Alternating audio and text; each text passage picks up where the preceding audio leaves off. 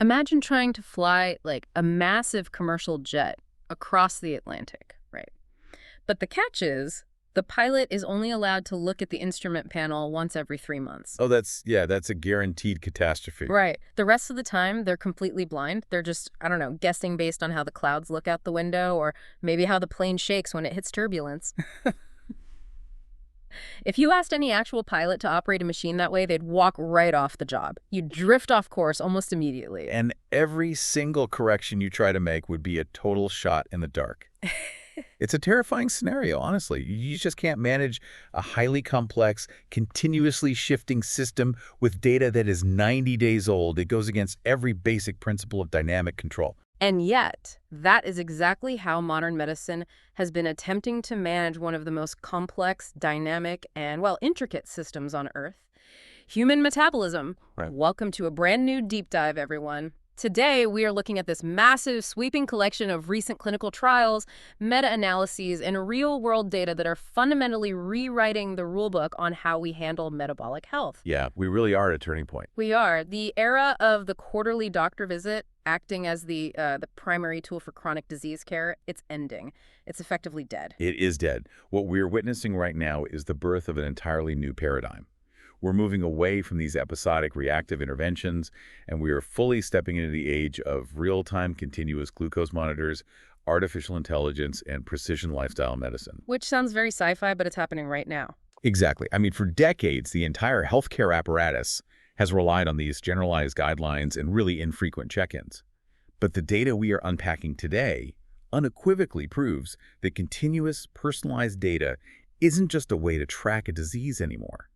The data itself and the behavioral loop it creates for the patient is a completely new form of therapeutic intervention. Which is exactly why we need to dig into this. Because whether you are actively managing a condition like type 2 diabetes, or maybe you're just trying to optimize your own baseline metabolic health, or even if you're just fascinated by where medical tech is heading, this deep dive is going to reveal why the standard universal health advice you've been given your entire life might be, frankly, completely wrong for your specific biology. Precisely. But to really appreciate where this is all heading, we have to start by looking at the wreckage of the current system, right? We have to understand why the conventional model of diabetes care is breaking down so spectacularly. Right, it's not working.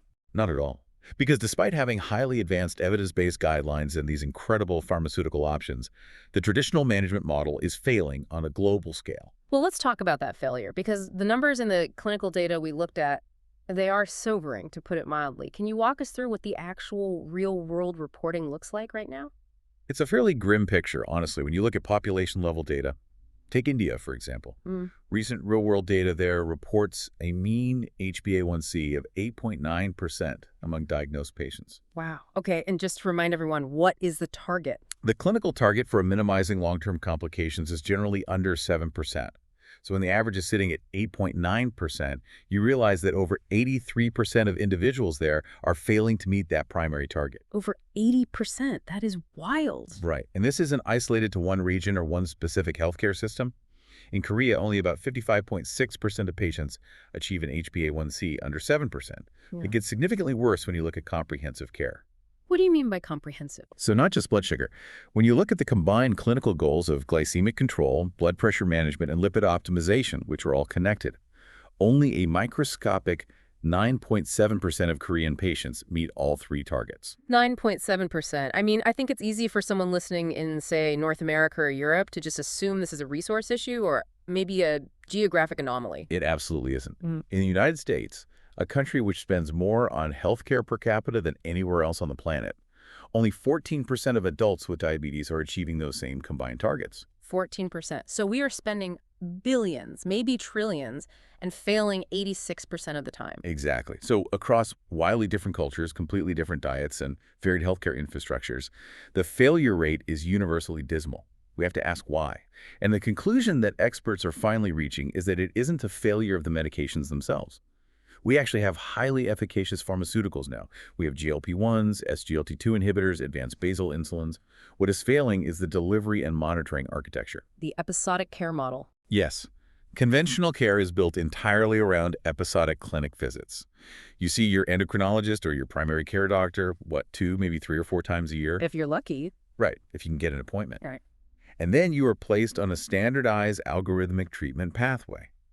But that model completely ignores the immense daily, hourly, and minute-by-minute variability of the human body. It brings us right back to that airplane analogy from the intro, or it's like trying to drive a car down a treacherous, winding mountain road, but you're only allowed to open your eyes for one split second every 10 miles. That is a perfect way to look at it. You get one snapshot of the road, and you have to base all your steering on that for the next hour. You're going to crash. And that snapshot is exactly what the HbA1c test has been acting as. It gives us this neat mathematical average of blood sugar over roughly a 3-month period. Right. But here's the catch. The human body does not experience averages. It experiences acute, real-time events. Right, because mathematically, an average can hide a whole lot of chaos. Exactly. You can arrive at a perfectly normal average blood sugar in 2 entirely different ways. Let's look at patient A. They might have incredibly stable, flatline blood glucose all day, just hovering right around a healthy baseline. Boring but healthy. Very healthy. Yeah. Now, patient B might be experiencing violent metabolic swings. They're spiking up to 250 milligrams per deciliter after a carbohydrate-heavy meal, and then crashing down to 50 a few hours later because their pancreas just panicked and overcompensated with a flood of insulin. Oh, wow. Now, if you average those numbers out over 3 months, patient B might have the exact same HbA1c as patient A. But inside the body, the experience of patient B is a metabolic disaster. A complete disaster. Those wild swings, what we clinically call glycemic variability, they are an enormous driver of cellular damage. We're talking about acute oxidative stress, severe endothelial dysfunction. Wait, endothelial dysfunction? Oh, right. That means the actual lining of the blood vessels is actively being damaged and inflamed. It kicks off an aggressive inflammatory cascade. But the episodic care model, relying solely on that quarterly snapshot, is completely blind to those daily spikes. Because it just sees the average. Right. It misses the erratic surges caused by psychological stress at work, or, a really poor night of sleep, or a patient just struggling to adhere to their medication timing. You simply cannot manage a real-time dynamic disease with data that is weeks or months old. So if that quarterly check-in is broken, what actually steps in to fill that 90-day void? Because patients are spending, 99.9% of their lives outside of the doctor's office, and this is where we get into digital health interventions, or DHIs. The medical community has basically been racing to develop tools to bridge this gap. But when you look at the efficacy data on these interventions from our sources, there is a staggering paradox. There really is. Yeah. When you look at the broad clinical literature specifically, there's this highly robust network meta-analysis we reviewed. It encompasses 15 randomized controlled trials with roughly 3,500 participants, and it proves that DHIs are, overall, highly effective. Okay, so digital tools do work. They do. Across the board, they achieved a significant pooled reduction in HbA1c of minus 0.37% compared to the usual standard of care. But when researchers broke down which specific interventions worked best, the results completely defied conventional expectations. Right, because you would naturally assume that the most beautifully engineered, heavily gamified, complex smartphone apps would just completely dominate the field. I mean, Silicon Valley has poured billions into making these pristine, gorgeous health apps. Oh, absolutely. And yet, the data shows that simpler, automated SMS text-based interventions achieved the largest overall glycemic improvement. They saw an absolute drop of -0.48%. That is literally double the improvement seen with those complex mobile applications, which only pulled a -0.24% drop. It is a fascinating study in behavioral economics and cognitive load. The natural inclination in medicine, and definitely in tech, is to think that more data, more features, more interactivity will automatically yield better results. But they completely failed to account for friction. Precisely. Friction kills adherence. Okay, I have to play devil's advocate here for a second, because I have a supercomputer in my pocket. And you are telling me that a basic 160-character text message that says something like, "Hey, did you check your blood sugar today?" is fundamentally outperforming a multi-million-dollar application with interactive charts and graphs and personalized meal plans. How is that even psychologically possible? It all comes down to the daily reality of chronic illness fatigue. Think about the friction involved in using one of those complex applications. To even engage with it, a patient has to take their phone out, unlock it, locate the app, wait for it to load, navigate through a menu. Oh, and inevitably dismiss some pop-up ad for a premium subscription. Right. And then they have to manually input their meal macros, log their exercise duration, and maybe record their mood. That requires an enormous amount of cognitive bandwidth. And if you were asking someone to do that 3 times a day for the rest of their life, the attrition rates, the sheer number of people who simply give up out of pure exhaustion It's to skyrocketed. the gym equipment problem. What do you mean? Well, the most effective piece of exercise equipment in the world isn't that $5,000 Bluetooth-enabled magnetic resistance pulley system that requires a 30-minute video tutorial just to turn on. The best piece of equipment is the beat-up pair of running shoes sitting right by your front door, because the friction to put them on is practically zero. You just step into them and go. That is a brilliant analogy. Consistency fundamentally beats complexity every single time. A text message has incredibly low barriers to entry. It seamlessly integrates into a communication channel the patient is already using dozens of times a day anyway. You get a text, you glance at it, maybe you reply with a single digit representing your morning fasting glucose, and you put the phone back in your pocket. The whole intervention takes maybe 3 seconds. And we saw this play out in the real world with the Dulce digital trials, right? Yes, the Dulce digital trials are a perfect real-world validation of this concept. Researchers focused on low-income, underserved Latin populations who were really struggling with poorly controlled type 2 diabetes. These were patients being managed at federally qualified health centers, and their baseline HbA1c was incredibly high, sitting around 9.3%. So a highly vulnerable population with severe metabolic dysfunction. What actually happened when they introduced these text-based protocols? The researchers implemented interventions that utilized simple text-based education and algorithm-driven text feedback based on the patient's occasional inputs. And the results were profound. At the 6-month mark, these patients saw an absolute HbA1c drop of -1.02%. A drop of a full percentage point just from SMS nudges. Yes. And clinically speaking, a drop of over 1% is enormous. It translates to a drastic reduction in the risk of microvascular complications, things like retinopathy, neuropathy, kidney disease.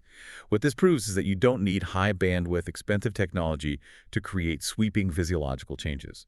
You just need consistent, zero-friction behavioral touchpoints. Now, there was another demographic split in the data that I found really illuminating regarding who these digital interventions actually work best for. The OneDrop platform, which is a popular mobile management platform, they analyzed their user data over a median of 4 months. They found that users achieved an absolute HbA1c decrease of 1.27% for type 2 diabetes, but only 0.86% for type 1 diabetes. Why is the exact same software significantly more effective for one biological condition over the other? It comes down to the underlying pathology of the 2 different diseases. Type 2 diabetes is predominantly a condition of insulin resistance, and that resistance is heavily mediated by lifestyle factors: dietary composition, physical inactivity, visceral adiposity. Things you can change day to day. Exactly. Because of this, patients with type 2 diabetes typically have higher baseline glycemic values and a much wider biological margin for improvement. When they receive these digital nudges and subsequently modify their behavior, say, they cut out liquid sugars or start taking a daily walk, their bodies actually still possess the ability to produce endogenous insulin. So the pancreas is still working. Right. They're simply regaining the cellular sensitivity to the insulin they already make. So you see these sweeping, rapid drops in their overall averages. But type 1 is fundamentally different. Fundamentally, type 1 diabetes is an autoimmune condition resulting in absolute beta cell destruction. The pancreas produces virtually zero insulin. Therefore, glycemic control in type 1 isn't primarily about lifestyle modification. It is governed by the incredible complex pharmacokinetics of exogenous insulin replacement. Meaning injecting it from the outside. Yes, Huh. you're asking a patient to manually inject a hormone into their subcutaneous tissue, wait for it to absorb into the bloodstream, and perfectly match the timing and duration of that insulin peak with the digestion of a highly complex meal. You are basically asking them to manually operate one of the most sophisticated autonomic organs in the human body with a syringe and some guesswork. Exactly. It is biologically grueling.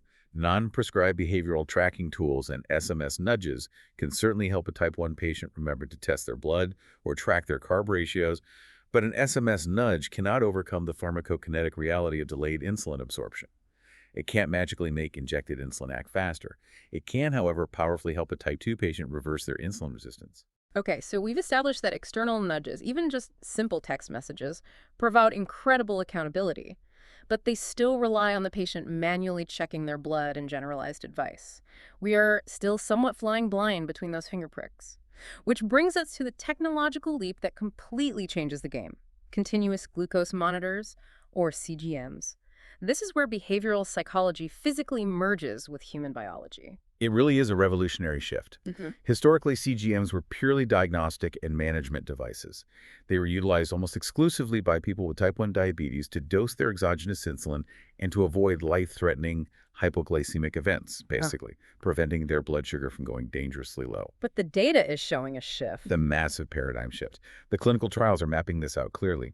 CGMs are rapidly transitioning from being merely medical alarms to acting as hyper-powerful behavior modification engines for people with type 2 diabetes, and increasingly even for individuals without any formal diabetic diagnosis at all. The meta-analysis on this is staggering. Researchers looked at 21 randomized controlled trials involving over 2,700 adults with type 2 diabetes who were given CGMs specifically to guide their lifestyle choices.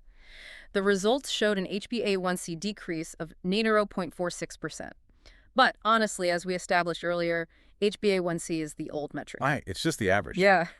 The most important data point was that their time in range, the actual minutes and hours their blood sugar spend in the healthy, non-damaging zone, increased by over 7%. And correspondingly, their time above range decreased by over 7%. And to understand why a small sensor on the back of the arm creates such a profound shift in daily habits, we have to look at behavioral psychology specifically, the concepts of delayed discounting and operant conditioning. Oh, I love this stuff. What is delayed discounting? Basically, evolutionarily, human beings are incredibly bad at connecting a present action to a delayed consequence. Right. If my endocrinologist tells me today, hey, if you eat that massive plate of French fries, your HbA1c test in 3 months is going to be elevated and you might get neuropathy in 10 years, that is way, way too abstract. My primitive brain cannot compute a 10-year consequence. But the fries are directly in front of me right now, and they smell amazing. Exactly. The abstract threat of future disease simply cannot compete with the immediate neurochemical dopamine hit of highly palatable food. But the CGM completely short-circuits that delay. It creates an instantaneous physiological feedback loop. It makes the invisible visible. Yes. You eat the French fries, and 30 minutes later you pull out your smartphone and see a steep, aggressive red line spiking upward. You might even feel a haptic vibration on your wrist warning you of a rapid glycemic rise. You are suddenly visually witnessing the real-time cellular damage you are inflicting on your own body. It's the ultimate gamification of metabolism. But instead of chasing a high score in a video game, your currency is your own vascular health. And what fascinates me is the specific behavioral adaptations the trials actually recorded. When people saw those spikes, they didn't just sit there and feel guilty, they actively played the game. They altered their behavior on the spot. Right. For instance, patients immediately started substituting simple carbohydrates for fiber-rich vegetables, which led to a clinically significant reduction in fasting blood glucose by almost 8 milligrams per deciliter. And perhaps the most vital behavioral adaptation noted in the studies was the initiation of postprandial movement. Meaning moving after a meal. Yes. Patients learned that if they initiated a 15-minute walk or did some light resistance exercises like just a few bodyweight squats immediately following a meal, they could visually blunt the glucose spike on their screen. Okay, can we pause on that? Because I think this is where the biology gets incredible. Why does a 15-minute walk blunt the spike? If you have insulin resistance and your body is struggling to use insulin to clear the sugar from your blood, how does walking fix that in real time? It has to do with the mechanism of glucose uptake in skeletal muscle. It's fascinating. When you are just sitting still, your muscle cells require insulin to unlock the door. Specifically, to move these glucose transporters, called GLUT4 receptors, to the surface of the cell so they can pull sugar out of the blood. Okay, so insulin is the key to the GLUT4 lock. Exactly. Now, if you have insulin resistance, that mechanism is blunted. The key doesn't fit the lock well anymore. But when you actively contract your muscles, like when you take a brisk walk or do a squat, the sheer mechanical stress and the depletion of ATP inside the muscle cell triggers a completely separate, non-insulin-dependent pathway. Wait, it just bypasses the broken lock? It completely bypasses it. The muscle cells essentially throw open the doors on their own, and they aggressively soak up the glucose directly from the bloodstream to fuel the movement. That is incredible. So you are literally watching your muscles vacuum the sugar out of your blood on your smartphone screen, independent of your broken insulin response. That is a dopamine loop you just can't get from a doctor handing you a pamphlet on healthy eating. Not at all. Huh. And this visceral learning isn't just restricted to diagnosed diabetics either. The sources also detailed an M-Health acceptability study involving 30 healthy, non-diabetic adults who wore CGMs simply to track their diet and activity. And what did they find? It proved that this technology is highly acceptable and engaging in free-living populations who just want to observe the immediate physiological consequences of their lifestyle. We're moving toward a reality where everyone could have a real-time dashboard for their metabolic engine. I completely agree that the physiological insight is profound. It's like having the lights suddenly turned on in a pitch-black room. But let me play devil's advocate again here. Because data without sustained action is ultimately useless. What happens when the novelty wears off? Human nature. Right, human nature is incredibly stubborn. I know for a fact that if I wore a CGM, I'd be absolutely obsessed with it for the first 3 weeks. I'd be checking my phone constantly. I'd be doing squats in the restaurant after every meal. But 6 months down the line, I might just start swiping away the red spike notifications if I really, really wanted that slice of pizza. Does the gamification eventually fail? You've just identified the central vulnerability of purely diagnostic technology, which researchers formally call the action gap. Monitoring a physiological state without a mechanism to enforce action inevitably leads to backsliding. Because the sensor can't do the work for you. Exactly. A CGM is incredibly powerful at showing you that your blood sugar is elevated. It can alert you that you need to intervene. But a sensor on your arm cannot physically get you off the couch and take a walk for you. And there was a fascinating randomized controlled trial published in 2025 that demonstrated this exact action gap.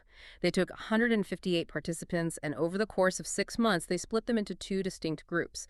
One group was given just a CGM to monitor their glucose. The other group was given a CGM, but they were also given a Fitbit to actively track their physical activity. And the timeline of the results in this trial is what makes it so crucial. By month 3, both groups were performing exceptionally well. They both saw their HbA1c drop by a massive 1.5%. So the CGM alone was working perfectly at first. At that 3-month mark, yes.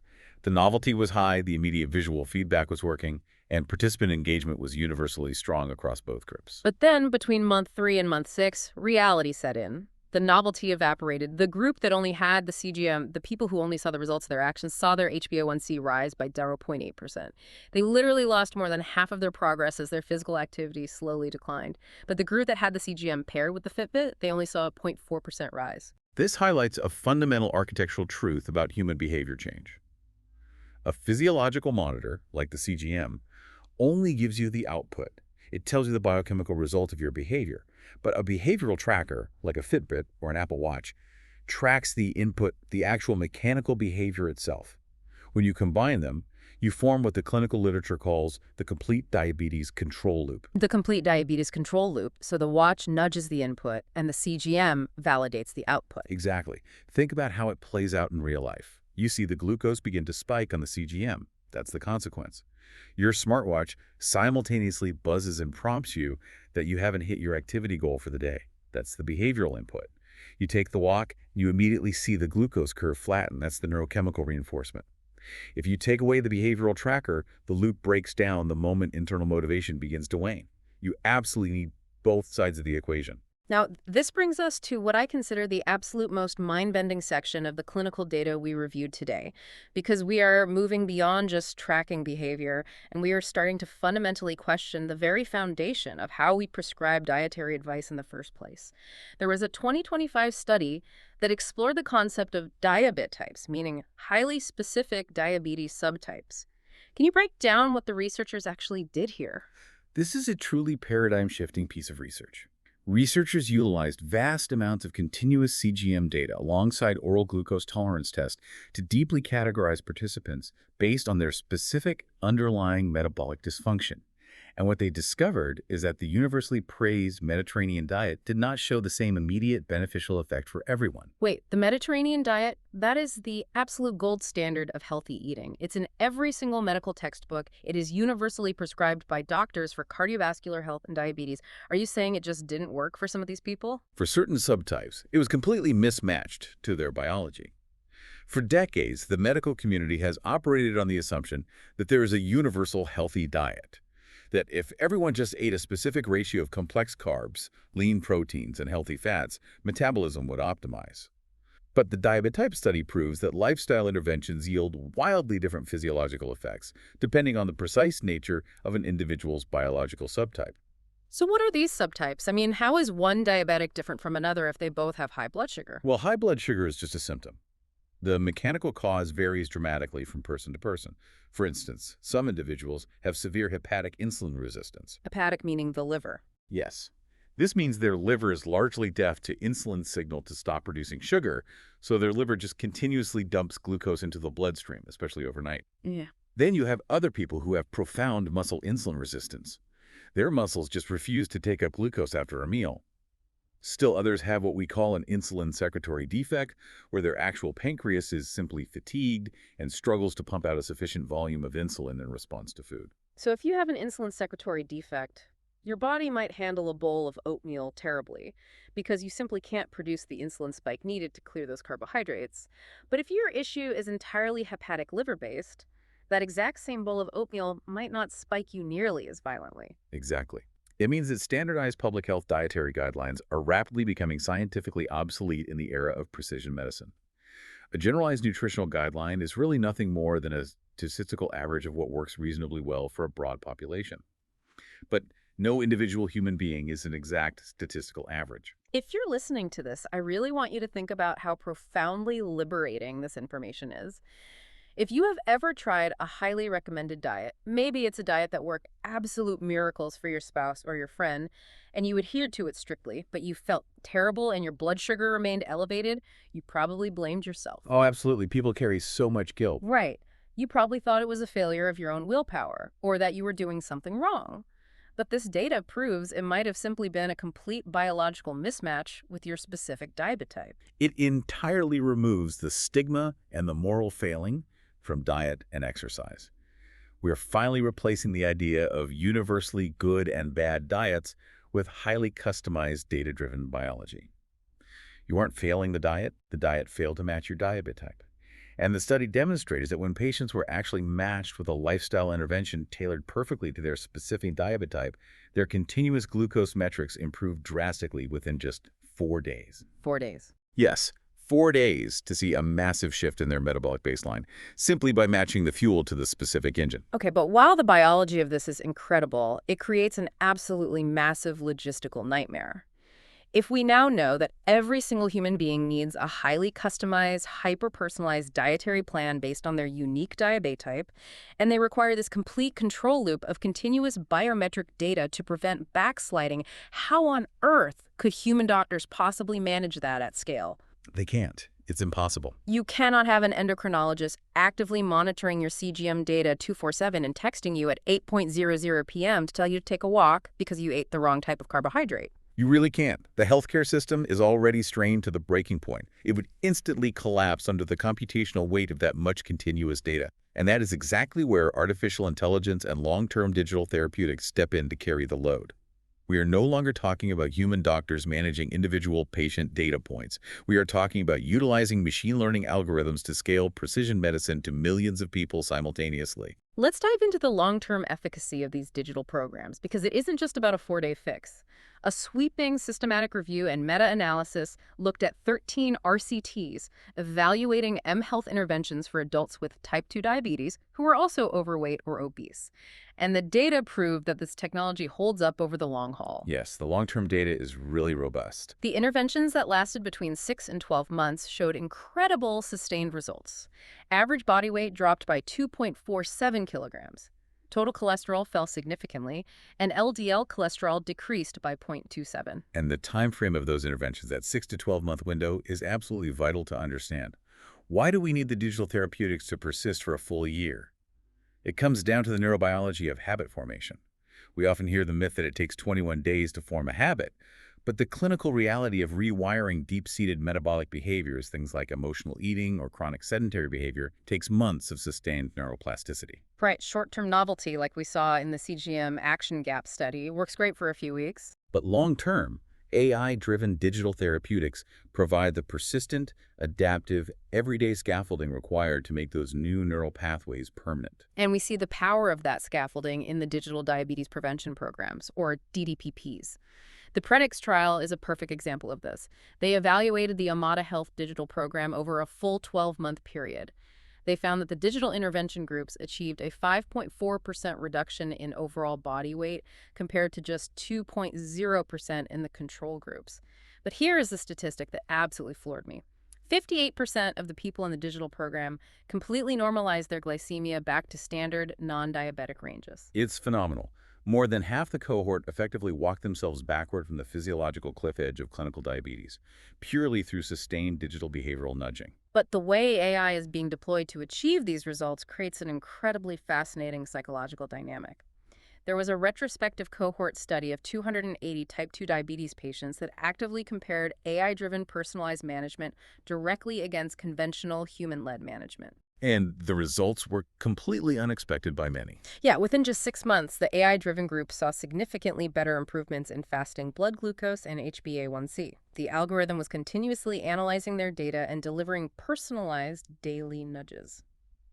And this leads us to what researchers are calling the NEJM catalyst paradox. It is perhaps one of the most revealing psychological quirks of how human beings interact with computers versus how we interact with each other. Right. So in these trials, comparing an AI-led diabetes program against a traditional human-led coaching program, the patients were surveyed afterward. And the patients consistently rated the AI-led program as being less useful. But mathematically, they used it significantly more often. Exactly. Conversely, they rated the human-led coaching program as more useful, but they actively used it far less often. And ultimately, because of the massive difference in daily engagement, both programs ended up being roughly equally effective in the long run. Why on earth do we engage more heavily with a tool we openly admit is less useful? Because of the heavy burden of social friction. Humans are incredibly complex, highly social creatures. When you interact with a human doctor or a human health coach, they provide deep, empathetic, highly contextualized insights. A nuanced conversation with an endocrinologist is objectively more useful in terms of depth of knowledge.